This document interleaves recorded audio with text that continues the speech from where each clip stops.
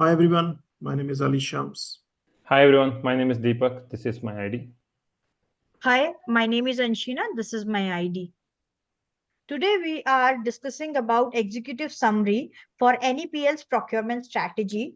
This is about a company. So, National Oil and Gas Company is a state-owned enterprise with a long-standing history in the oil and gas sector, specializing in both onshore and offshore exploration to meet global energy demands.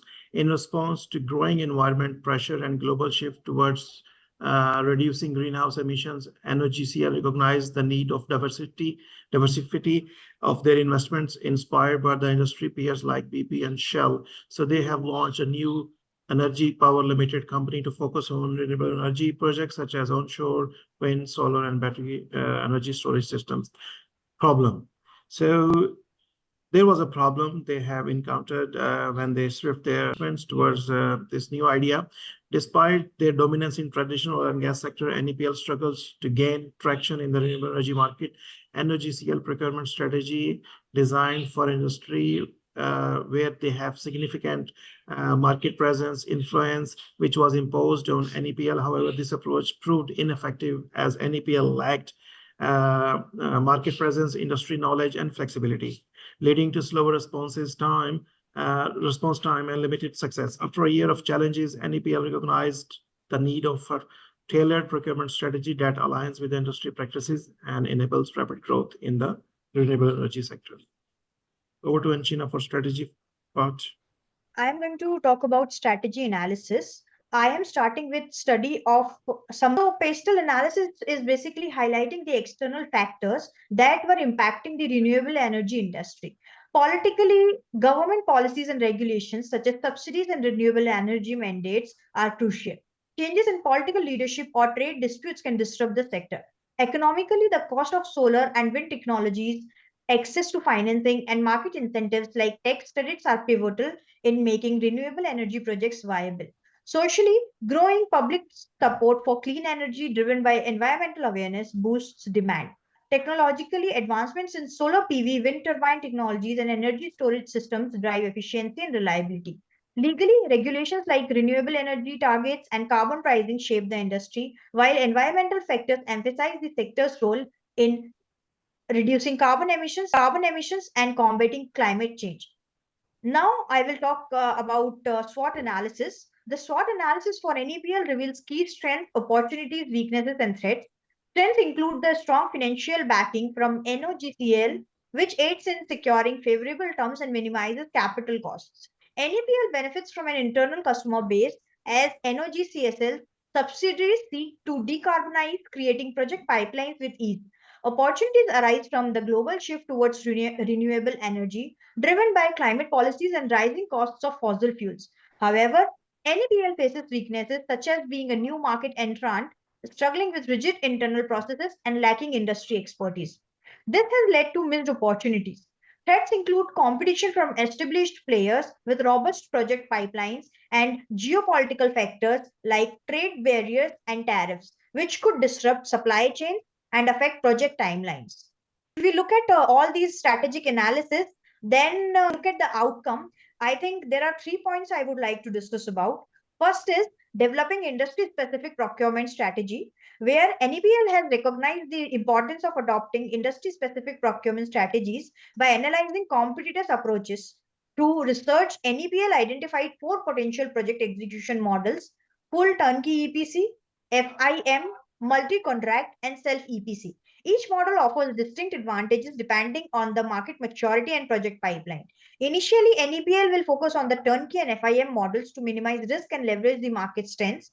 As the project pipeline grows, NEPL will gradually adopt more complex strategies like multi contract and self EPC, aligning with the practices of leading international developers in regions like Southeast Asia, Japan, and Taiwan. Second point I want to discuss is about aligning process and framework with best industry practices.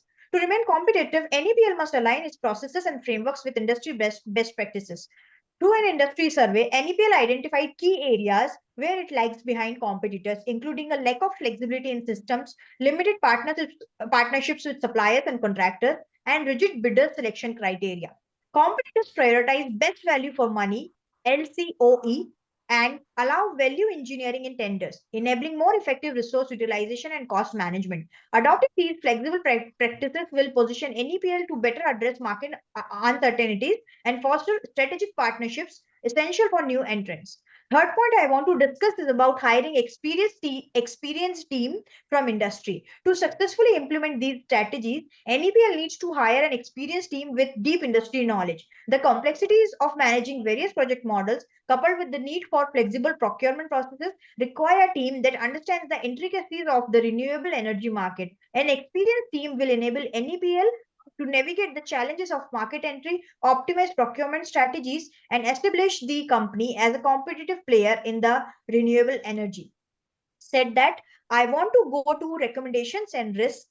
The team evaluated 4 project execution strategies, identifying both risks and cost saving opportunities for each. The turnkey EPC model, while the most expensive, centralizes project management but risks higher cost and challenges in replacing underperforming contractors. The FIM model offers 1.5 to 2% of capex savings but introduces risks like component delivery delays and forex fluctuations. The multi-contract model can save 2.5 to 3% on capex, yet it involves complex interface management between contractors. The self-EPC model provides the highest capex savings, up to 8%, but carries significant risks in resource management and project approvals. The recommendation is to begin with the turnkey EPC and FIM models, gradually transitioning to multi-contract and self-EPC as NEPL builds a stronger project pipeline to enhance procurement efficiency. The team also suggests implementing an ERP system to streamline processes and improvement cost controls. Said that, I want to hand it over to Deepak.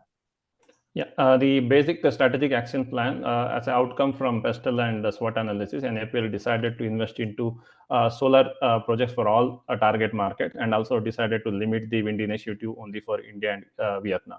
So looking at the business plan and project pipeline across various markets, NEPL decided to go with the turnkey FIM model for its initial project, which would help the team to learn and understand the market. As business grows, NEPL would migrate towards multi-contracting, and self-EPC model will be restricted only for India, given the competitiveness and the business volume in that market. In order to have clear visibility over supply chain, NAPL decided to invest into the ERP system on immediate basis. As part of organizational growth and in order to overcome the language and cultural barrier, NAPL decided to grow its local supply chain team across target market. So clear. As a part of this, team needs to develop industry-specific procurement SOP by end of 2024 and have an ERP system in place by third quarter of 2025. Recommended procurement strategy will be implemented on immediate basis for all the projects in hand. So in order to measure this success, there are few key performance indicators were identified. First is improved procurement efficiency, whereby team needs to achieve targeted cost savings as well as reduce the time taken to convert the PR into a PO. Then second thing is improved supply performance, build strategic relationship with key vendors for critical item and improve the delivery and quality ratings of this supplier. Third is the cost management. With the help of ERP system, team can have a clear visibility on overall demand across various markets, which would help us to negotiate the better price and commercial terms with all the suppliers. Then as a part, reduce overall risk exposure to the company by properly managing risk via contracts. Optimize overall process, which improves the overall efficiency and help to react to the market changes.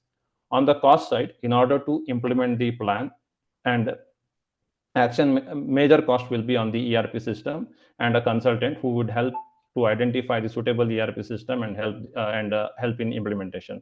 Other areas where significant efforts and costs need to be spent are towards the team expansion, supplier qualification, subscription fee for market survey. When NAPL goes into multi-contracting and self-EPC model, provision of contingency fund will be made and proper insurance will be taken. While maybe a lot of research and links of those resources are provided in the presentation, which you can check when we submit our presentation. Thank you. Thank you. Other than what